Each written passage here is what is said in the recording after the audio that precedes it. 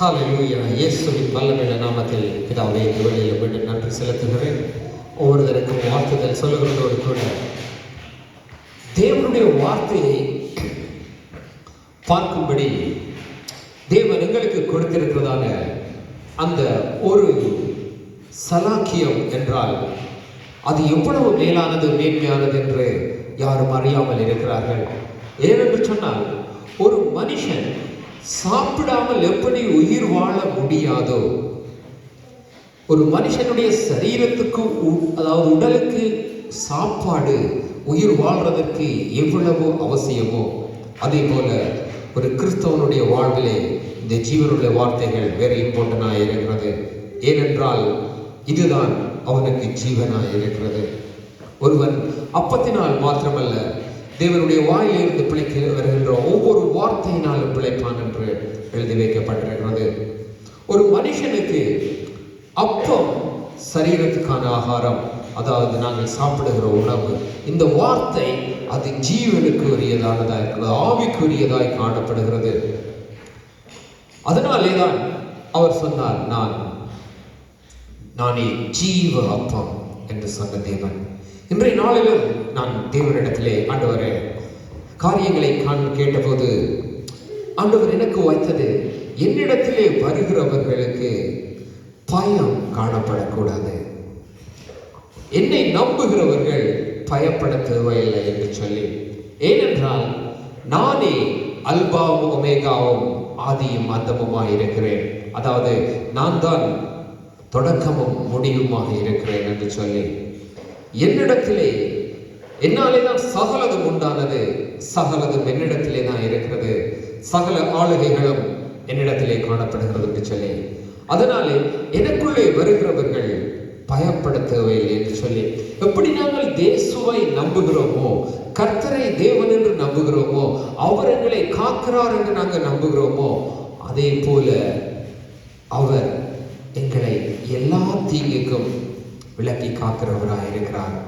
நாங்கள் எங்களை அவரிடத்திலே கொடுத்து விட்டால் நாங்கள் ஒன்றுக்கும் பயப்பட தேவையில்லை. எனக்கு மரணம் பெறும் என்று பயப்பட தேவையில்லை, எனக்கு பசி பெறும் பட்டினி கிடப்பேன் என்று பயப்பட தேவையில்லை, எனக்கு உடை இல்லை என்று கவலைப்பட தேவையில்லை, எனக்கு வீடு இல்லை என்று கவலைப்பட தேவையில்லை. எங்களுடைய பிள்ளைகளுக்கு வருத்தங்கள் வரும் என்று சும்மா நான் உதாரணத்துக்கு உலகத்திலே வருகின்ற கவலைகள் இவைகளாய் காணப்படுகின்றபடி நான் சொல்லுகிறேன். ஆனால் தேவன் அவரை நம்புகிறவர்களுக்கு அவர் ஒரு குறையும் வைக்கிறதவர் இல்லை. அதனாலே தான் அவர் சொல்லுகிறார், பொல்லாதவர்களாகிய நீங்களே உங்களுடைய பிள்ளைகளுக்கு நல்லவைகளை கொடுத்து அறிந்திருக்கும் போது நான் நல்ல தேவன், சர்வ வல்லமையுள்ள பிதா, உங்களுக்கு சகல நன்மையான காரியங்களையும் செய்வது அதிக நிச்சயம் என்று சொல்லி, அப்ப இன்றைய நாளிலே எங்களுடைய விசுவாசத்தினாலே அவரிடத்திலே நம்பிக்கை வைத்து பயத்தை எங்களை விட்டு விலக்கி கலைத்துட்டு ஒரு பயம் இல்லாம வாழுகிறதான வாழ்வு வெரி இம்பார்ட்டன்டாய் காணப்படுகிறது. அதை தேவன் விரும்புகிறவராய் இருக்கிறார். ஏனென்று சொன்னால் ஒரு ராஜா தனக்கு பக்கத்திலே சகல படை வீரர்களும் தன்னை சூழ்ந்திருக்கும் போது தன்னுடைய பிள்ளைக்கு சொல்ல மாட்டான், நீ பயப்பட்டு அங்காலே போய் ஒளிந்து கொள் என்று சொல்ல மாட்டான். ஏனென்று சொன்னால் அவனுக்கு தெரியும், தான் தன்னோட பிள்ளையோடு கூட இருக்கிறேன், என்னை காக்கும்படி சகல சேனைகளும் உண்டு, அவைகளுக்குள்ள என்னை ஒன்றும் அணுகாது என்று. அதே போலதான் தேவனாகிய கர்த்தர் சொல்லுகிறார், நான் சர்வ வல்லமையுள்ள கர்த்தர், உன்னை என்னுடைய வலது கரத்திலே நான் உன்னை வரைந்து வைத்திருக்கிறேன், என் கரத்திலே இருந்து உன்னை ஒருவனும் பிடுங்கிக் கொள்ள முடியாது, ஒருவனும் எடுத்துக் கொள்ள முடியாது. ஏனென்று சொன்னால் நானே சர்வ வல்லமையுள்ள கர்த்தர், அதனாலே நீ பயப்படாதே என்று சொன்ன தேவன். அப்படியாய் நான் ஒரு உதாரணத்துக்கு சொல்லுகிறேன், அப்படி ஒரு ராஜா அப்படி இருப்பானா இருந்தால் சர்வ வல்லமையுள்ள தேவன் அப்படி சொல்ல எவ்வளவு போதுமானவராய் இருக்கிறார். ஏன் நான் இவைகளை சொல்லுகிறேன் என்று சொன்னால், நாங்கள் எல்லாவற்றையும் உலகத்தோடு தான் ஒப்பிட்டு பார்க்கிறோம், உலகத்தோடு தான் நாங்கள் ஒப்பிடுகிறோம். ஆனால் உலகத்தோடு ஒப்பிடும் போது தேவனை நாங்கள் உலகத்தோடு ஒப்பிட முடியாது. ஏனென்று சொன்னால் அவர் சர்வ வல்லமையுள்ள தேவன், கடவுள் என்று நாங்கள் சொல்லும் போதே நாங்கள் அவரை எவ்வளவு சிலுவையில் நாங்கள் சிந்திக்கிறதே இல்லை. அப்படியான ஒரு கடவுளை நாங்கள் நம்பி போட்டு உலகத்தின் காரியங்களோடு கொண்டு போய் ஒப்பிடுகிறது கூட எனக்கு விருப்பம் இல்லை. ஏனென்று சொன்னால் ஒரு சாதாரண ராஜா இன்றைக்கு இருந்து நாளைக்கு செத்து போடுவான். அதே போல இன்றைக்கு யுத்தத்திலே ஜெயித்தால் நாளைக்கு இன்னொரு ராஜா வந்து யுத்தத்திலே ஜெயித்து அவனை அழித்து போடுவான். அப்படியான ராஜாவே தன்னுடைய பிள்ளைகளுக்கு பயத்தை கற்றுக் கொடுக்கிறது இல்லை. அப்படி இருக்கும்போது சர்வ வல்லமையுள்ள தேவனாகிய கர்த்தர் அவர் தன்னுடைய பிள்ளைகளுக்கு பயத்தை கொடுக்கிறதில்லை. அதனாலே தான் அவர் சொன்னார், நான் உங்களுக்கு பயமுள்ள ஆவியை கொடுக்காமல் அன்பும் தெளிந்த புத்தியும் உள்ள ஆவியை கொடுத்திருக்கிறேன் என்று சொல்லி. என்ன சொன்னால், அன்பானது அவ்வளமாய் காணப்பட வேண்டும். ஒருவரை நம்பின பின்பு, ஒருவரை நம்பி நாங்கள் திருமணம் முடிக்கும் போது கூட எங்களை இடையில விட்டுட்டு போடுவாங்கன்னு நம்பி பயந்து கட்டுறதில்ல. அப்படி நினைத்தால் நாங்கள் அப்படி செய்ய மாட்டோம். ஒரு வீட்டை போகும்போது உணவு சாதரும் போது ஐயோ இதில் விஷத்தை போட்டு தந்துருவாங்கன்னு சொன்னால் நாங்கள் சாப்பிட மாட்டோம். அப்படியாய் ஒரு காரியங்கள் எங்கள் வாழ்விலே உண்டாயிருப்பதில்லை. அப்ப சாதாரண மனுஷரே எப்படி நாங்கள் நம்பும் போது பார்க்கும்போது எங்களுக்கு நாளைக்கு துரோகம் செய்யவும், நாளைக்கு எங்களை எட்டி உதைக்கவும், நாளைக்கு எங்களுக்கு அநியாயம் செய்யத்தக்கதாயும், நாங்கள் மேலாய் வரும்போது எங்களை அவமானப்படுத்த இழிவுபடுத்த நினைக்கின்ற இந்த மனுஷர்களை நாங்கள் அவ்வளவாய் நம்பி ஏமாறுகிறோம். என் வாழ்வில் அவ்வளவாய் நம்பி ஏமாறுத்தவன் நான். அதனாலே தான் நான் சொல்லுகிறேன், ஒரு மனுஷனை நம்புவதை பார்க்கிலும் தேவனை நம்புவது அதிக பலனும் அதிக விடுதலையும் உள்ள வாழ்வாய் காணப்படும். ஏனென்று சொன்னால், விசுவாசத்தினாலே நாங்கள் ரட்சிக்கப்பட்டோம் என்று வாசிக்கிறோம். நாங்கள் விசுவாசத்தினாலேயே நாங்கள் ஆண்டவராகிய கிறிஸ்துவை காணல, அவரோடு வாழல, அவரோடு பழகல, ஆனால் அவரை நாங்கள் கர்த்தர் என்று நாங்கள் ஏற்றுக்கொள்கிறோம். எப்படி? இந்த வார்த்தை நிமித்தம் நாங்கள் அப்போ விசுவாசிக்கிறோம். நாங்கள் எப்படி காணாதவரை நாங்கள் கடவுள் என்று சொல்லி எப்படி எங்களுடைய இருதயத்திலே நாங்கள் நம்புகிறோமோ, அதே போல எங்களுக்கு ஆபத்து வரும் என்று நாங்கள் நினைக்கிறோம். ஆனால் அந்த ஆபத்தை நாங்கள் காணல. ஆனால் அந்த ஆபத்துக்கள் எல்லாவற்றிலிருந்து, சகலவற்றிலும் இருந்து நான் நம்புகிற தேவன் என்னை காப்பார் என்று சொல்லி நாங்கள் காணாதவைகளை நம்பும் போது எங்கள் தேவன் அவைகளை நிறைவேற்ற வல்லமை உள்ளவராய் இருக்கிறார். அதனாலே தான் நாங்கள் ஜோவானிலே வாசிக்கிறோம். ஜோவான் எழுதும் போது இப்படி எழுதுகிறார், கர்த்தராகிய ஆண்டவர்களே இருந்து ஊழியம் செய்து அவருடைய மார்பிலே சாய்ந்திருந்து வெளிப்படுத்தலே தேவன் அவருக்கு நிறைய காரியங்களை வெளிப்படுத்தின அவருடைய ஊழியக்காரனாகிய அப்போஸ்தலர் எழுதுகிறார், அன்பிலே பயம் இல்லை. ஒருவனிடத்திலே அன்பு கூர்ந்து விட்டால் நாங்கள் அவனுக்கு பயப்பட மாட்டோம். நாங்கள் ஒருவரை நேசிக்கும் போது நாங்கள் அவருக்கு பயப்பட மாட்டோம். ஏனென்று சொல்லி சொன்னால், நாங்கள் அவரை நேசிக்கும் போது நாங்கள் பயம் இல்லாத ஒரு அன்புக்குள்ளே நாங்கள் கடந்து போவோம். ஒரு சிறு பிள்ளையானவன் தகப்பனை நேசிக்கும் போது தகப்பனுக்கு பயப்பட மாட்டான். தகப்பன் தனக்கு தீங்கு செய்வார் என்று சொல்லி பயப்பட மாட்டான். அதே போலதான் தேவனாகிய கர்த்தர் சொல்லுகிறார், தேவ அன்பு அது 1 யோவான் 4:18 சொல்லப்படுகிறது, அன்பிலே பயமில்லை, பூரண அன்பு பயத்தை புறம்பே தள்ளும், பயமானது வேதனை உள்ளது, பயப்படுகிறவன் அன்பிலே பூரணப்பட்டவன் அல்ல என்று சொல்லி. ஏன் தேவன் பயத்தை விரும்பவில்லை என்றால், பயம் அது வேதனை உள்ளது. ஒரு தகப்பன் தன் பிள்ளைக்கு வேதனையை கொடுக்க மாட்டான். நான் என்னுடைய மகனுக்கு ஒரு வேதனையை, துன்பத்தை, துக்கத்தை நான் கொடுக்க விரும்ப மாட்டேன். தேவனாகிய கர்த்தர் சொல்கிறார், நான் உங்களுக்கு என்னுடைய சமாதானத்தை வைத்து போகிறேன், உலகம் கொடுக்கிற பிரகாரமாய் அல்ல, நான் உங்களுக்குள்ளே வைத்து போகிற சமாதானம் அது உங்களுக்கு நிறைவாய் இருக்கும் என்று சொல்லி சந்தோஷத்தை அவர் தருகிறார். சகலவற்றையும் கொடுத்த தேவன் நாங்கள் பயப்பட்டு கொண்டு நாங்கள் வேதனையோடு வாழ அவர் விரும்புகிறதில்லை. அதனாலே தான் அவர் சொல்லுகிறார், என் அன்பிலே நிலைத்திருங்கள். அப்படி என்றால் நீங்கள் என்னுடைய அன்பிலே நிலைத்திருப்பீர்களானால், நீங்கள் என்னிலே அன்பு கூறுவீர்களானால், அந்த அன்பிலே நீங்கள் நிலைத்திருப்பீர்களானால் ஒன்றையும் குறைத்து பயப்பட வேண்டாம், எதையும் குறைத்து பயப்பட வேண்டாம். நம்பிக்கையோடு விசுவாசத்தோடு இருக்கும்போது அவைகளை தேவன் செய்ய வல்லமை உள்ளவராக இருக்கிறார். இன்றைக்கு பார்க்கும்போது நாளைக்கு எனக்கு வேதனையாக இருக்கிறது, நான் மரண படுக்கையிலே இருக்கிறேன், என்னை பார்க்கும்போது எனக்கே நம்பிக்கை இல்லை,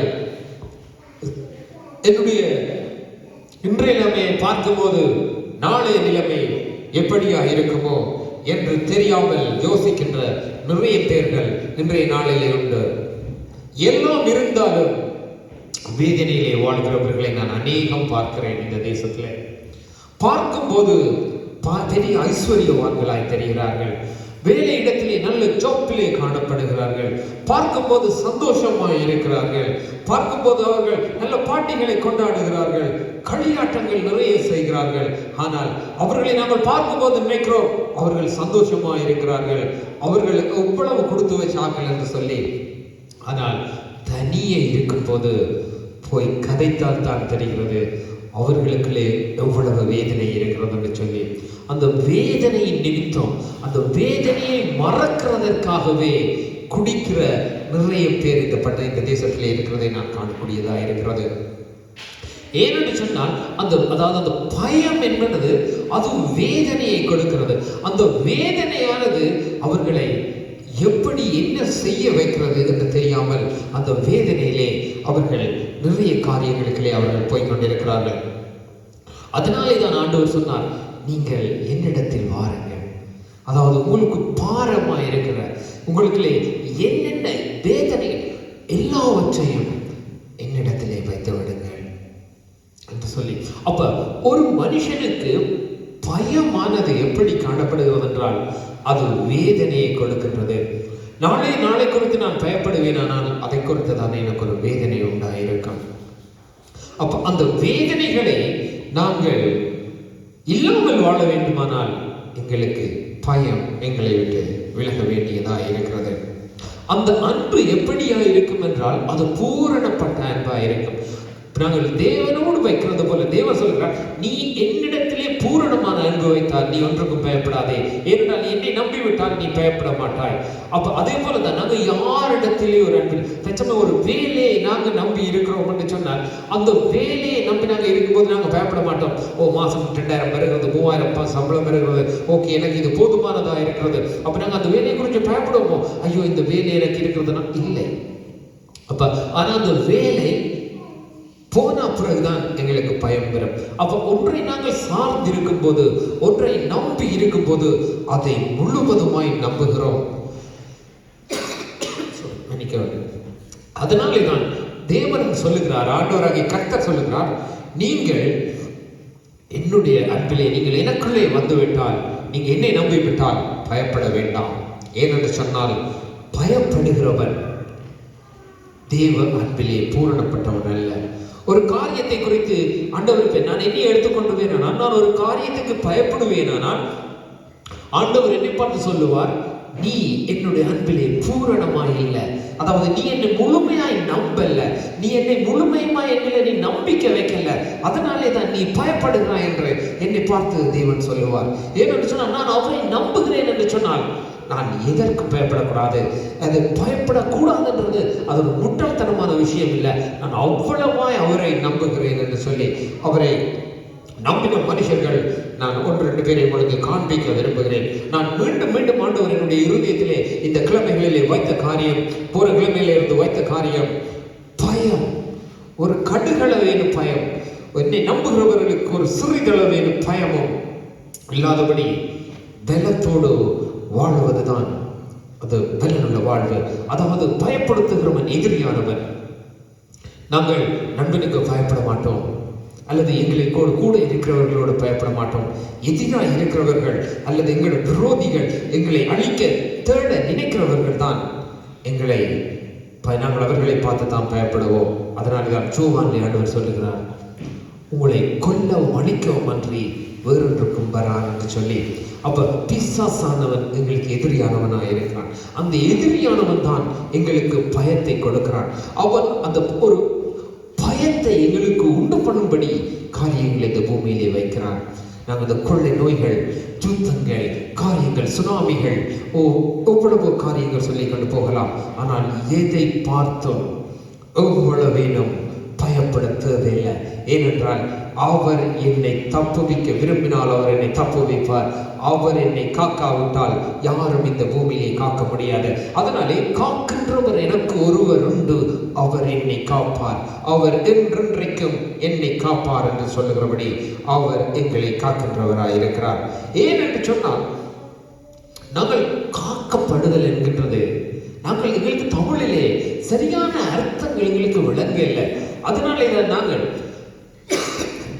அதை குறித்து ஒரு சொல்லை கேட்டால் நாங்கள் அசட்டையாய் போகிறோம். காக்கப்படுதல் என்றால் ஒரு மீட்கப்படுதல். அதாவது நான் உன்னை காத்து கொண்டு வந்து வைத்துட்டா ஒருவனும் உனக்கு எதுவுமே செய்ய முடியாது. அதுதான் காக்கின்றது. அந்த காக்கின்றது என்ற சொல்லுக்கு காத்தல் என்ற சொல்லு, கழுகு தன் குஞ்சுகளை செட்டையினாலே மூடி காக்குமாம். ஏனென்று சொன்னால் அதனுடைய செட்டை அவ்வளவு பெரிதா இருக்கும்போது அதை மீறி ஒன்றும் பெற முடியாது. அதாவது வெளியில தெரியாது. அப்ப எதிரிக்கு தெரிந்தால்தான் அதை அழிக்க தாக்க வருவான். அப்ப அதை மூடி மறைத்தால் இந்த எதிரிக்கு தெரியாதாம். அப்ப அதனாலே கழுகு தன் குஞ்சுகளை அந்த செட்டையினாலே மூடி காக்கும் என்று சொல்லி அவ்வண்ணமாய் கடவுள் தேவனாகிய கர்த்தர் எங்களை மூடி பாதுகாக்கிறவராய் இருக்கிறார். ஒரு கழுகே தன் குஞ்சை அப்படி பாதுகாக்க அதுக்கு பலனுள்ளதாக இருந்தால், ஒரு தேவனாகிய கர்த்தர் கடவுள் எங்களை எவ்வளவுக்கு பாதுகாக்க வல்லவராய் இருக்கிறார். சில இடங்களிலே பைபிளிலே கூட ஆண்டவர் உலக காரியங்களை கொண்டு வந்து ஒப்பிட்டு வைக்கின்றார். ஏனென்று சொன்னால், இந்த மனுஷனுக்கு எப்படி சொல்லிக் கொடுப்பதென்று தேவனுக்கு தெரியல. ஆனால் தேவனாகிய கர்த்தர் அவர் எனக்கு இந்த இடத்துல இருக்கும்போது என்னுடைய இருதயத்திலே ஆண்டவர் வைத்தார், என்னை பார்த்து சிரிக்கிறவர்கள் சிரிப்பார்கள், அவர்கள் என்னிடத்தில் ஒன்றும் பெற்றுக்கொள்ள மாட்டார்கள். அதே நேரத்திலே அவர்கள் ஒரு நாள் என்னை நினைத்து வேதனைப்படுவார்கள். ஏனென்றால் நான் அன்று அவரை குறித்து சிரித்தேனே என்று சொல்லி. ஆனால் என்னை நம்புகிறவர்களோ என்றும் சந்தோஷப்படுவார்கள், என்றும் மகிழ்ந்து களி கூறுவார்கள்.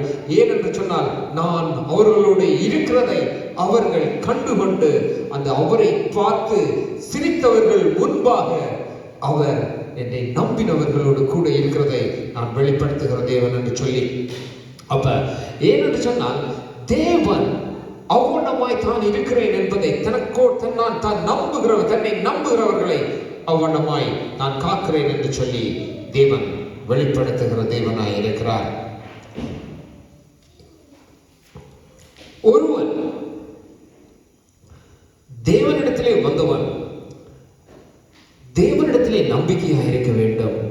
அதே நேரம் அவனுக்கு ஒரு சிறு பயம் வருமாயிருந்தா கூட அவன் பயத்தின் காரியத்தை விட்டுவிட்டு தேவனுடைய சமூகத்திலே வந்து, ஆண்டவரே, நீர் எனக்கு வாக்கு பண்ணியிருக்கிறீங்கப்பா, நீங்க என்னை காப்பீங்கப்பா என்று சொல்லி அவன் தன்னை தேற்றவும் தெரிந்து கொள்ளத்தக்கவனாக இருக்க வேண்டும். பயப்படக்கூடாது.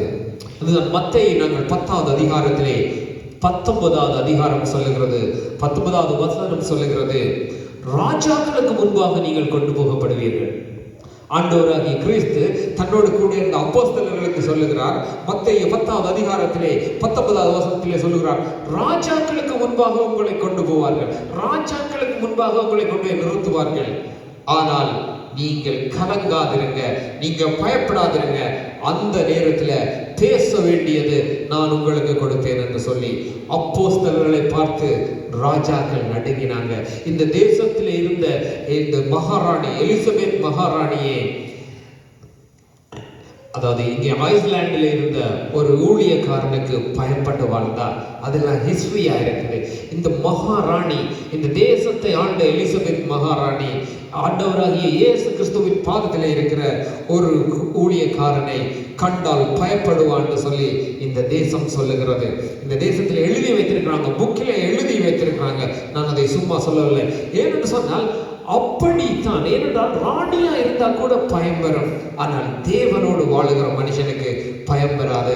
அதாலே பயப்படாதவனுக்கு பயப்படுகிறவன் எப்பவும் தோற்று போவான். அதனாலே நாங்கள் பயம் இல்லாமல் இருந்தோமானால் பயம் தோற்று போகும். அதனாலே தான் பயத்தை தோற்று போக பண்ணுகிற தேவன் எங்களோடு கூட இருந்து நீ பயப்படாதே என்று சொல்லுகிறார். ஏனென்றால் நாங்கள் எதற்கும் தோற்று போகிறோம். நாங்கள் பயந்தால் பயத்துக்கு தோற்று போகிறேன். நான் எதிரிக்கு பயந்தால் நான் எதிரிக்கு தோற்று போகிறேன். அப்ப நான் எக்ஸாமுக்கு பயந்தால் நான் எக்ஸாமுக்கு தோற்று போகிறேன். ஒவ்வொரு வேளைகளிலும் நான் ஒரு காரியத்துக்கு பயப்படும் போது நான் அங்கே தோற்று போடுகிறேன். அதுதான் உண்மை. நாங்கள் ஏற்றுக்கொள்ள மறக்கலாம், ஆனால் அதுதான் உண்மையாய் காணப்படுகிறது. ஏனென்றால் நாம் பைபிளில் ஒரு காரியத்தை பார்க்கலாம்.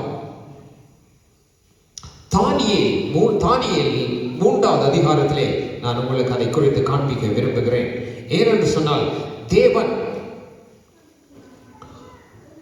தன்னை நம்புகிற மூவரை எப்படி காக்கின்றார் என்று சொல்லி, அந்த நாட்களிலே தானியேல் வாழ்ந்த நாட்களிலே தானியேலுக்கு 3 நண்பர்கள் இருந்தார்கள். சாத்ராக், மேஷாக், ஆபேத்நேகோ என்று சொல்லி. அந்த நாட்களிலே வாழ்ந்த ராஜா நேபுகாத்நேச்சர் ராஜா. அவன் தான் சகலத்துக்கும் அதிகாரியா இருந்தான். அவன் நினைத்தால் யாரையும் கொண்டு போகலாம், யாரையும் அழித்து போட்டு விடலாம். அவன் சொல்வதற்கு கீழ்ப்பட்டு ஆகணும். கீழ்ப்படாதவர்களின் தலை துண்டிக்கப்படும். அதுதான் அந்த நாட்களிலே இருந்த சட்டம். அப்படிப்பட்ட சட்டத்திலே இருக்கும் போது அவன் தன்னை போல ஒரு பெரிய உருவத்தை செய்து வைத்துவிட்டு அதை யாவரையும் வணங்கும்படி கட்டளை இடுகிறான். அதை வணங்காதவர்களை கொலை செய்யும்படி அவன் ஒரு பெரிய அக்கினி சூளை ஒன்றை ஏற்படுத்தி அந்த அக்கினியிலே நெருப்பை மூட்டி அந்த நெருப்பு எரிந்து கொண்டிருப்பதை பல மடங்கு கூட்டி வைத்திருக்கிறான்.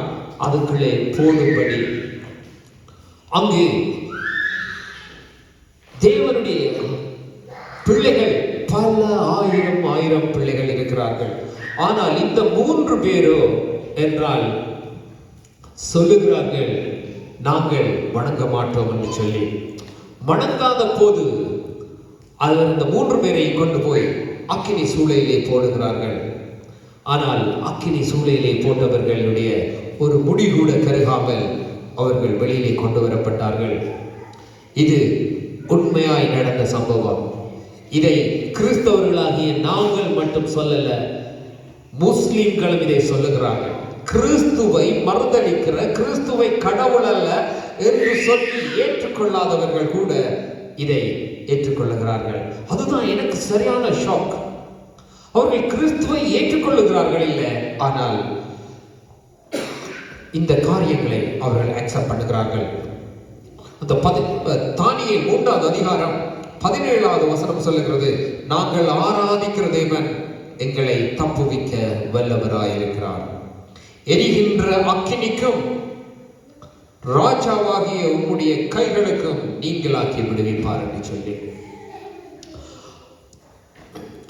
அங்கே எக்கால சத்தம் ஊதப்படுகிறது. முன்பு தொடர்ந்து வாசித்தால் தெரியும். யாவரும் தாழ விழுந்து அந்த சிலையை, பொற்சிலையை வணங்க சொல்லுகிறார்கள். ஆனால் இந்த 3 பேரும் பொற்சிலையை வணங்காம இருக்கிறார்கள். ராஜா மீண்டும் கூப்பிட்டு, நீங்க சொல்லுகிறார், நீங்கள் உங்களுக்கு ஃபர்ஸ்ட் சான்ஸ் தந்தே செய்யல, சோ ஓகே, அறியாம செஞ்சிட்டீங்க, 2வது சான்ஸ் தருகிறேன், நீங்கள் இந்த பொற்சிலையை விட்டு வணங்க வேண்டும் என்று சொல்லி. ஆனால் அதற்கு அவர்கள் சொல்லுகிறார்கள், இதை குறித்து உங்களுக்கு உத்தரவு சொல்ல வேண்டிய அவசியம் இல்லை, ராஜாக்களுக்கு முன்பாக நிற்பீர்கள், பயப்பட வேண்டாம் என்று சொல்லி நாங்கள் வாசித்த வார்த்தையை பார்த்தோம். மத்தேயு 10ஆம் அதிகாரத்திலே 19வது வசனத்திலே. அதே போல இங்க ராஜா கொலை செய்யும்படிக்கு அதிகாரம் உள்ள ராஜா நிற்கிறான் பொற்சிலையை வணங்க சொல்லி. ஆனால் அவர்கள் சொல்லுகிறார்கள், என் தேவனாகிய கர்த்தர் ஒருவரை தவிர உம்முடைய பொற்சிலையை நாங்கள் வணங்க மாட்டோம், எங்களை தப்புவிக்க வல்லவர் ஒருவர் இருக்கிறார், உம்முடைய கரத்துக்கும் இந்த அக்கினிக்கும் எங்களை அவர் நீக்கி விடுவிப்பார் என்று சொன்னபோது அவர்களை கட்டி அக்கினியிலே போடுகிறார்கள். அப்பொழுது 25வது வசனம் சொல்லுகிறது, 24 வாசிக்கிறேன். அப்பொழுது ராஜாவாகிய நேபுகாத்நேச்சர் பிரமித்து தீவிரமாய் எழுந்திருந்து தன் மந்திரிமார்களை நோக்கி, 3 புருஷர்களை அல்லவா கட்டுண்டவர்களாய் அக்கினியிலே போடுவித்தோம் என்றான். அவர்கள் ராஜாவுக்கு பிரதியுத்தரமாக, ஆம் ராஜாவே என்றார்கள். அதற்கு அவன், இதோ 4 பேர் விடுதலையாகி அக்கினியிலே நடுவிலே உலாவுகிறதை காண்கின்றேன், அவர்களுக்கு ஒரு சேதமும் இல்லை, 4ஆம் ஆளின் சாயல் தேவபுத்திரனுக்கு ஒப்பாயிருக்கிறது என்றான். அந்த ராஜா, நெருப்பிலே கட்டி போட்ட ராஜா சொல்லுகிறான், நாங்கள் 3 பேரை போட்டோம், 4 பேர் உலாவுகிறார்கள். 4வது ஆள் தேவபுத்திரனுடைய சாயலுக்கு ஒப்பாய் இருக்கிறது என்று சொல்லி, அப்ப அக்கினியின் நடுவிலே உலாவுகிற தேவன் என்று நாங்கள் வெளிப்படுத்தலே பார்க்கிறோம். தேவனாகிய கர்த்தர் அக்கினி சுவாலை போன்ற கண்களை உடையவர் என்று, அவருடைய கண்களே அக்கினி சுவாலை போல இருக்கிறது. அக்கினியின் நடுவிலே உலாவுகிற தேவன் என்று சொல்லி நாங்கள் வாசிக்கிறோம். அப்படி அக்கினியின் நடுவிலே உலாவுகிற தேவன் தனக்காக நின்ற மூவரும் இருந்த அந்த அக்கினியிலே அவர் அசைவாடி அந்த அக்கினியானது அவரை நம்பினவர்கள் மேலே பேலம் செய்யாதபடி அவர் காத்தவராய் இருக்கின்றார்.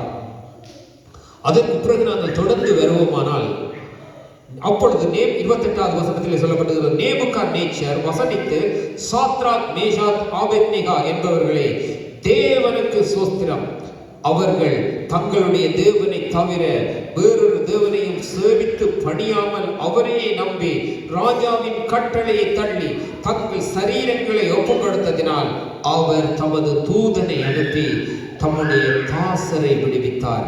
ஆதலால் சாத்ராக் மேஷாக் ஆபேத்நேகோ என்பவர்களுடைய தேவனுக்கு விரோதமாய் தூசண வார்த்தைகளை சொல்லுகிற எந்த ஜனத்தானும் எந்த ஜாதியானும் எந்த பாசக்காரனாலும் துண்டித்து போட கடவன். அவர்களுடைய தேவனே தேவன் என்று சொல்லி தன்னுடைய தேவனை அவன் தேவன் இல்லை என்று சொல்லத்தக்கதாய் அவரே தேவன் என்பதை அந்த 3 பேரும் அன்று எதிர்த்து நின்றபடியினால் தெரிந்தது. அவர்கள் எதிர்த்து நிற்காமல் அவர்கள் 3 பேரும் அந்த இடத்தில் இந்த ராஜாவின் பொற்சிலையை பணிந்திருந்தால் இந்த சம்பவம் வந்திருக்காது.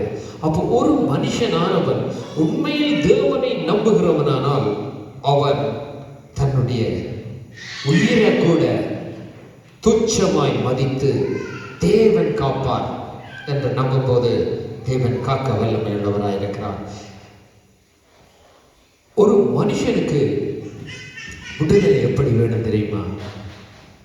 அவன் எந்த நேரமும் எந்த பயமும் இல்லாம, எந்த கவலையும் இல்லாம, எதை குறித்தும் யோசிக்காம ஒரு சிறு பிள்ளையை போல ஓடி திரிகிற ஒரு வாழ்வு தான் ஒரு விடுதலை உள்ள வாழ்வு, ஒரு ஃப்ரீயான வாழ்வு. ஏன்னா அந்த சிறு பிள்ளைக்கு அடுத்த நிமிஷத்தை குறித்ததான சாப்பாட்டை குறித்து கவலை இல்லை, பயம் இல்லை, எதுவுமே இல்லை. அந்த பிள்ளைக்கு முன்பாக தாய் தகப்பன் இருந்தால் போதும், அல்லது அந்த பிள்ளை நம்புகிற ஒரு ஆள் இருந்தால் போதும். ஏனென்றால் அந்த பிள்ளை அந்த ஆளை நம்புகிறது 100%. அதனாலே அந்த பிள்ளைக்கு வேறு எதை குறித்து பயம் இல்லை. அதே போலதான் நாங்கள் தேவனிடத்திலே அன்பு கூறுகிற நாங்கள் பயமற்றவர்களாய் இந்த பூமியிலே வாழ தேவன் விரும்புகிறவராய் இருக்கிறார். அப்ப தேவன் எங்களை தெரிந்தெடுத்ததின் நோக்கம் தனியே நித்திய ஜீவனை கொடுப்பதற்காக அல்ல, ஆசீர்வாதங்களை கொடுப்பதற்காக மாத்திரமல்ல, பயப்படாமல் இருக்கத்தக்கதாய். அவர் காக்கின்ற தேவன். பயப்படாதே, நான் காப்பேன் என்று அக்கினி சூளை. நாங்கள் சின்ன வயசிலே படித்தோம். தாவீதினுடைய ஸ்டோரி பைபிளில் இருக்கிறது என்று எனக்கு தெரியாது. சின்னவன் வென்றான் என்று சொல்லி தாவீது கோலியாத் என்று சொல்லி நாங்கள் படித்திருக்கிறோம். எங்களுடைய சிறு புத்தகத்திலே இருக்கின்றது. ஆனால் அதை பைபிளிலே பார்த்தபோது எனக்கு கொஞ்சம் ஆச்சரியமாக இருந்தது. 1 சாமுவேல் 17வது அதிகாரத்திலே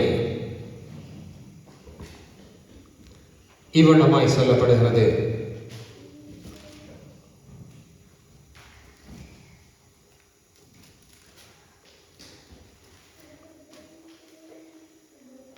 ஒன்று சாமுவேல் 17:37 சின்னவன் வென்றான் நாங்கள் படித்திருக்கிறோம். தாவீது கோலியாத். அந்த தாவீது எங்களுக்கு சின்னவனாய்த்தான் தெரியும், ஆனால் அவன் சமஸ்த இஸ்ரவேலின் ராஜா. இலங்கை தேசத்திலே உள்ள தமிழ் பேசுகிற சகல எந்த மதத்தவராக இருந்தாலும் சிறு பிள்ளைகள் அவர்களை படித்திருப்பார்கள். 37வது வசனத்திலே தாவீது இப்படி சொல்லுகிறார். பின்னும் தாவீது, என்னை சிங்கத்தின் கைக்கும் கரடியின் கைக்கும் தப்புவித்த கர்த்தர் இந்த பெலிஸ்தியனுடைய கைக்கும் தப்புவிப்பார் என்றான். அப்பொழுது சவுல் தாவீதை பார்த்து, போ, கர்த்தர் உன்னுடனே கூட இருப்பாராக என்றான். இஸ்ரவேல் ஜனங்களை எதிர்த்து வருகிறான் கோலியாத். இஸ்ரவேல் ஜனங்களை பார்க்கும்போது அவன் பெரிய பல மடங்கு தோற்றத்திலும் உயரத்திலும் பலத்திலும் நிறைந்தவனாய் காணப்பட்டான். இஸ்ரவேல் போராளிகள் தூக்க முடியாத அம்பை அவன் தூக்கி பல தூரம் வீசத்தக்க பலனுள்ளவனாய் இருந்தான். அவனை பார்த்தபோது அந்த சேனையிலே இருந்த யாவரும் பயந்து ஓடினார்கள், உயிருக்கு பயந்து ஓடினார்கள். ஆனால் அந்த சிறுவனாகிய தாவீது அவன் சொல்லுகிறான், என் இஸ்ரவேலின் தேவனை தூசிக்கிறதற்கு இந்த பெலிஸ்தியன், அதாவது விருத்த சேதனம் இல்லாதவன் மாத்திரம் என்று சொல்லி அவனோடு யுத்தத்துக்கு போகிறான். அவன் யுத்தத்துக்கு போகல, அந்த ராஜா அவனை கூப்பிட்டு சொல்லுகிறார், யுத்தத்துக்கு ரெடி என்ற போது, நீ சிறுவனாய் இருக்கிறாய், நீ எப்படி அவனை ஜெயிப்பாய் என்று அவன் சொல்லுகிறான். நான் சிறுவனாய் இருக்கும் போது கரடியை ஜெயித்தேன், சிங்கத்தை ஜெயித்தேன், இவைகளை எனக்கு ஜெயிக்க பலத்தை கொடுத்த என் தேவனாகிய கர்த்தர் இந்த பெலிஸ்தியனையும் ஜெயிக்க எனக்கு பலம் தருவார் என்று சொல்லி அப்ப ராஜா சொல்லுகிறான், கர்த்தர் உன்னோடு கூட இருப்பாராக. இதே ராஜா முன்பு பல யுத்தங்களை ஜெயித்தவன். ஆனால் இந்த ராஜாவுக்கு அந்த பெலிஸ்தியனை தான் வெல்லுவேன் என்கின்ற காரியம் போய் நான் அவனுடைய தோற்றுடுவேன் என்ற பயம் உண்டாகினது. பாருங்க, பல யுத்தத்திலே வென்ற ராஜா, இஸ்ரவேலின் ராஜாவாக இருக்கிற முதலாவது ராஜா, அந்த ராஜா அந்த பெலிஸ்தியனை கண்டு பயப்படுகிறான். ஆனா இந்த சிறுவனோ தாவீது என்றால் அவனை யுத்தத்திலே எதிர்கொள்ள அவன் தாயும் ஆயத்தமாயிருக்கிறான். அதற்கு ஒரே ஒரு காரணம், ஒரே ஒரு காரியம் என்னென்று சொன்னால், என்னை சிங்கத்தின் நடுவிலும் கரடி நடுவிலும் என்னை காத்த தேவன் இந்த பெலிஸ்தியனுக்கும் என்னை காப்பார் என்று சொல்லி எரேமியா 1:8 சொல்லுகிறது, நீங்கள் அவர்களுக்கு பயப்பட வேண்டாம். ஆண்டவராகிய கர்த்தர் சொல்லுகிறார், நீ போ, அவர்களுக்கு பயப்பட வேண்டாம், நான் உன்னோடு கூட இருக்கிறேன். அவங்களுக்கு அது ஒரு பிரமாணம், நீ அவங்களுக்கு ஒரு கட்டளை. பழைய ஏற்பாட்டிலே ஆண்டவர் சொல்றார், நீ போ, பயப்படாதே, நான் உன்னோட இருக்கிறேன். அதே தேவன் தான் என்றும் சொல்லுகிறார், நீ போ, நீ பயப்படாதே, நான் உன்னோடு கூட இருக்கிறேன். யோசுவா 1:9 சொல்லுகிறார், நீ போ, நான் உன்னுடனே கூட இருக்கிறேன். சோ ஏன் நீ பயம்? தேவனுடைய பிள்ளைகளாய் இருக்கிறாய். எங்களுக்கு வாழ்வில் பயம் இருக்கக்கூடாது. பயம் இருக்குமானால் அந்த பயத்தை நாங்கள் தூக்கி எறிந்து விட வேண்டும்.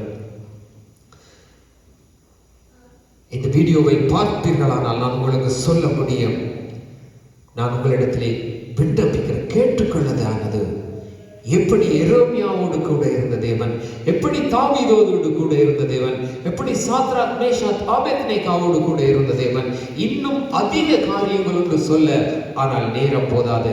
ஏனென்றால் நம்பிக்கை விசுவாசம் உண்டாகும்படிக்கு அதே போலதான் ஆண்டவர் எங்களுக்கும் சொல்லுகிறார், அன்று அவர்களோடு கூட துணையாய் இருந்தார் என்று எங்களுக்குள்ளே வாசமாயிருக்கிறார். அன்றும் சொன்னார், நான் உன்னுடனே கூட இருக்கிறேன் என்று. இன்றும் சொல்லுகிறார், நான் உன்னுடனே கூட இருக்கிறேன், நீ அவர்களுக்கு பயப்பட வேண்டாம். நாங்கள் நிறைய காரியம் ஒன்று நான் சொன்னால் சொல்லிக் கொண்டு போவேன். ஏனென்று சொன்னால், நம்பிக்கையை தேவனிடத்திலே வைத்துவிட்டால் பயம் அது பறந்து போய்விடும். யாரும் எதுவும் செய்ய முடியாது, யாரும் ஒன்றும் செய்ய முடியாது. ஏனென்று சொன்னால், நாங்கள் நம்பும் போது எங்களை விடுவிக்கிறவர், காக்கிற கர்த்தர் உண்டு. அவர் கர்த்தர் என்னை காப்பார், அவர் என்றென்றைக்கும் என்னை காப்பார் என்று தாவீது சொல்லுகிறார். அப்ப நாங்கள் எங்களுக்கு அதை ஒரு பிரமாணமாய், அதை ஒரு கட்டளையாய் நாங்கள் எடுத்துக்கொள்ளலாம். அதாவது நான் பயப்படக்கூடாது என்று தேவன் விரும்புகிறார். பயப்பட வேண்டாம் என்று சொல்லி நான் இந்த வேளையை நான் யாவருக்குமாக ஜெபிக்க விரும்புகிறேன். தேவரீர் என்னையும் ஒப்புக் கொடுக்கிறேன். ஆண்டவரே, நீர் எங்களுக்குள்ளே வாசமாயிருக்கிறீர். ஆண்டவரே, எரேமியாவை கூப்பிட்டு சொன்னீர், நீ போ, அவர்களுக்கு பயப்பட வேண்டாம் என்று சொல்லி. ஆண்டவரே, இயேசுவானவர் பிசாசை எதிர்த்து நின்றார், அவர்கள் பயப்படல. அப்போஸ்தலர்கள் ராஜாவை எதிர்த்து நின்றாங்க, பயப்படல. தானியேல் சிங்கக்கெபியை எதிர்த்து நின்றார், பயப்படல. சாத்ராக் மேஷாக் ஆபேத்நேகோ அக்கினி சூளைக்கு ராஜாக்களை எதிர்த்து நின்றார், பயப்படல. அந்த பயத்தை புறம்பே தள்ளத்தக்கதாய் தேவரே உம்முடைய ஒவ்வொரு பிள்ளைகளுக்கும் நீர் கிருபை பாராட்டும்படியாய் ஜெபிக்கிறேன். இந்த நாட்களில் உண்டாயிருக்கிற பேண்டமிக்கா இருக்கட்டும், கொரோனாவா இருக்கட்டும், சுனாமியா இருக்கட்டும், எந்த காரியமா இருக்கட்டும், ஆண்டவரே, தன்னை குறித்தோ, தன்னுடைய மனைவியை குறித்தோ, தன்னுடைய பிள்ளையை குறித்தோ எந்த ஒரு பயமும், ஆண்டவரே, திகிலும் உண்டாகாதபடி நீர் ஒவ்வொருவரையும் வேலியடைத்து காக்கும்படியாய் ஜெபிக்கிறேன். பரிசுத்த ஆவியானவரே, அந்த பலத்தை நீர் ஒவ்வொருவருக்கும் கொடுக்கும்படியாய் ஜெபிக்கிறேன். ஆண்டவரே, எந்தெந்த காரியங்களுக்காக பயம் உண்டாகிறதோ, ஆண்டவரே, நோயாய் கூட இருக்கலாம், ஆண்டவரே, எந்தெந்த காரியங்களுக்கு பயம் உண்டாகிறதோ அவர் யாவற்றையும் ஆண்டவரே எடுத்து விட நீங்க கிருபை பாராட்டும்படியாய் ஜெபிக்கிறேன். யாவற்றையும் மரித்து உயிர்த்தெழுந்த நஸ்ரேனாகிய இயேசு கிறிஸ்துவின் வல்லமையுள்ள நாமத்தை ஜெபிக்கிறேன் பிதாவே, ஆமென். தேவன் தாமே ஒவ்வொருவரோடு